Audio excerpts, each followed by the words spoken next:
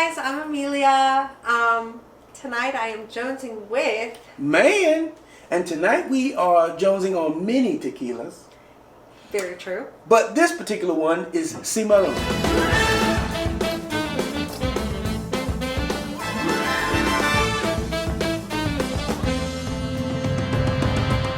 Alright, Amelia, I appreciate you as always. You are my tequila champion.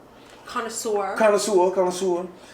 This is a reposado called Cimarron. Okay. I want to say this was fairly inexpensive. I'll see if I can figure out what the price is as we go through. I know I've heard of it, but I have not tried it, so I'm kind of curious. It's got a couple of cool things. One, I think it is well liked in the tequila community. Okay. Secondly, I think that there's something about the fermentation that involves wine. It's a wine builder's process. I was reading about it, but That's interesting. too many tequilas a night, so I don't really and then the other piece about this is, I can't remember right now on top of my head. There was two things that I had in my head about this tequila. One was the wine, and the other one that we should taste it.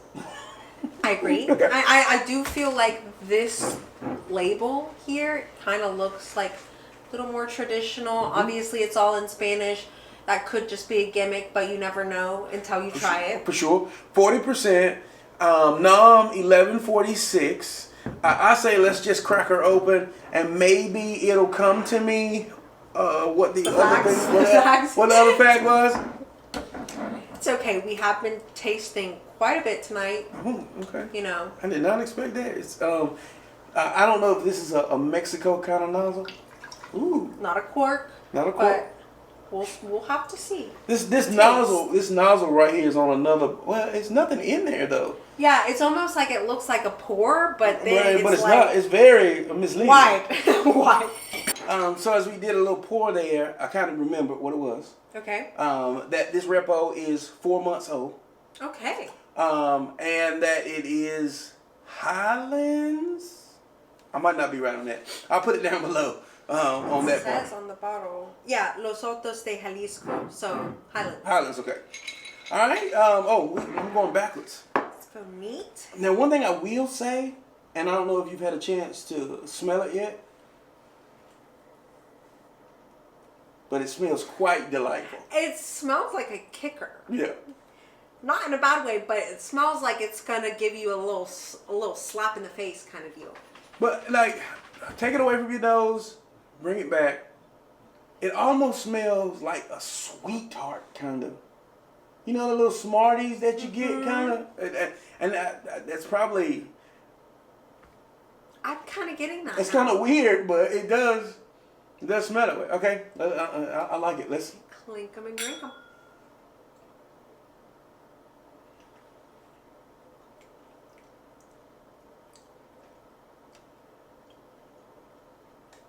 Okay. Definitely a little heat in there. The sweetness, I almost didn't expect that on how sweet it was, but I'm not opposed to it. I'm not opposed. I mean, the heat is not overwhelming. Right. It's just there. It's present. It's there on like the super back end, but you definitely get that flavor before that happens. Mm-hmm. So, I'm gonna try it on the rocks. No real smell there. It's slight, but definitely not as strong as if you're smelling it neat. For sure.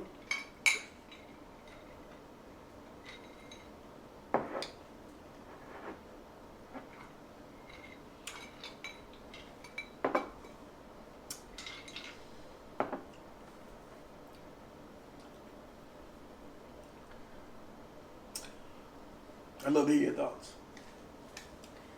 For this one, for me, I feel like putting it on the rocks didn't change the profile as much as I expected it to. Yeah. Because like with certain other tequilas, especially that we've tried tonight, I feel like the ice changes the taste profile significantly. Yeah. Which can happen frequently with tequilas. Yeah. But I feel like this kind of stays true to what it is. Held its own. Yep. The barrel aging is there. That little hint of sweetness that you get, not a lot, but it's still there. Yeah, let me try it again. I don't know if it's because I know, like, sometimes I hate researching beforehand because it has a wine finish to me, especially on the neat pour. Yeah. A slight wine finish, not heavy, and I don't know if that's psychological. Like my mind is telling me, hey, this you said wine is kind wine. of like that, like placebo effect kind of deal. Because you know the background of it. Yeah. But it tastes like a little bit. Because I feel like even when you smell it on the back end, it almost is kind of similar to a wine a little bit. Yeah. This is 40 proof. Yeah, 40 proof. Interesting to know your thoughts. I've formulated mine. I know what I want to say. To be honest, like drinking it, I don't feel this on the rocks, but drinking it neat, I do feel like it has that wine characteristic kind of thing. And it almost tastes to me like, I'm not very versed in wine, but to me, like, I'm a big red wine drinker. I'm not a white wine drinker. It tastes more kind of like white wine to me, kind of. Yeah, I can see that. Which, like, I'm not saying that I hate. It's like a Chardonnay kind of deal. Exactly. Yeah. I'm not saying that I hate it, but definitely neat. You can have those, like, you can get those characteristics a lot more. Yeah. It becomes, now that I've because your ice is kind of elevated a little bit, so spin it around a little bit. And mine's not really sitting in there. It gets a little bit easier. I mean, not that it's difficult to drink neat, but the chilling makes it easier to drink. It almost, to me, when I'm smelling it again, it tastes, or not tastes, it smells like a tequila that may be like enjoyable with like food. Kind of robust. Okay. So what do you think? What would you as you're taking your final sips there and rolling it across the palate? I felt like now we sound like one of those fancy shows. Rolling it across the palate. Rolling. Yeah. What do you that means we probably sipping too much. What do you think? What would you rate it? It's kind of a tough one, but I think this is your wheelhouse. This is a repo. This is my like repertoire. You know, since we're being fancy. Yeah. I do love repo. I'm not gonna lie. Okay. So think about repos when you're thinking about that. When you're rating.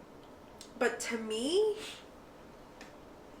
I don't know if it's just me, but I feel like when I taste the repo, most of the time I can have that like agave taste come through a little more. Okay. And I feel like I'm not getting that from this.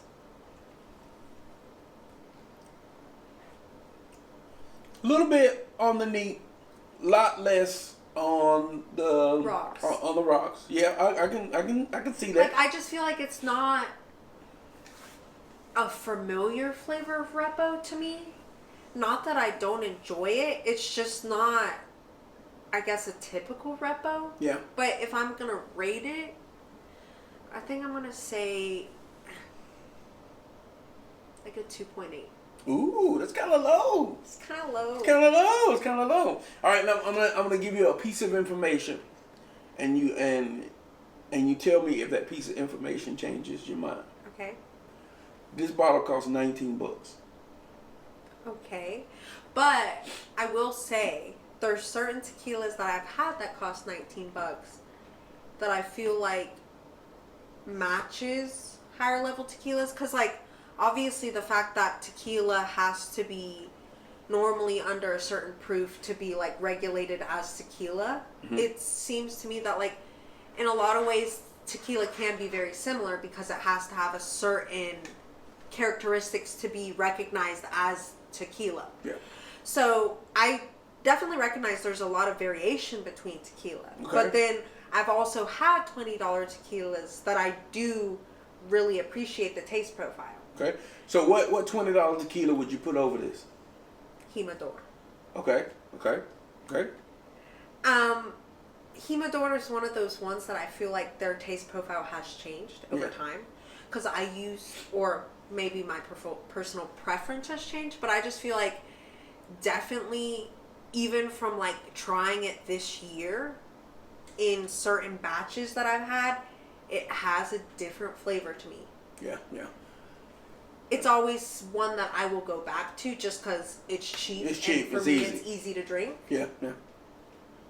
Because certain other ones, like, Altos. Yep. I'm an Altos fan. I like Altos. I don't really appreciate Luna Azul as much.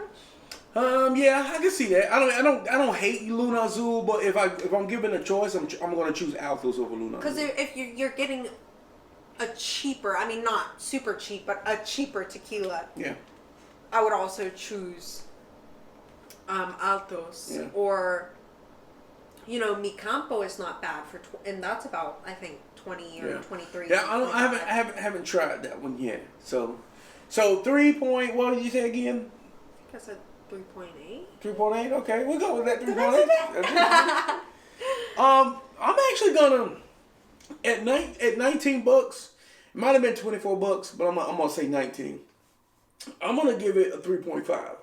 Okay. I think it is a little different. It is kind of unique in the overall taste, and I want to taste it again because I want to make sure my mind and the previous tequilas that we've had tonight is not jading me into thinking that this is a heavy wine flavor. But I think for the price point, man, this is it's a solid tequila, and I find it to be enjoyable. Like I could sip this really easily. Yeah. And then the neat, I don't mind at all. And at $19, this is one that I want to try out in some margaritas and I would definitely try it drinks. again and be willing to give it another shot. Like right now, I'm feeling like it's not my favorite, but we also have tried a lot of other tequilas. And we tried some really good tequilas tonight. So yeah, I think I mentioned earlier when you talk about side by side, immediate comparison. It makes such a difference. Yeah, I agree. For sure. If we had started with this one, you might have rated it different. Exactly. Because I think it's just like, especially once you've been trying multiple tequilas, there's kind of like a bias there because then you have. And I've tried a lot of tequilas. Yeah, we've had a few tonight. Just a few. And even before that, we've both had. Yeah. Quite a few. Yeah, for sure. All right. So I think that's really good. What did I say? 3.5.